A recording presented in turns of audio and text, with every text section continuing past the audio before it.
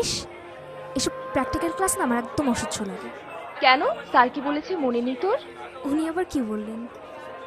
এই যে শহর, দেয়াল, সবকিছুর মাঝে লুকিয়ে আছে তোর আমার মতো কিছু মানুষের শত শত বছরের সুখ, দুঃখ, ভালোবাসা।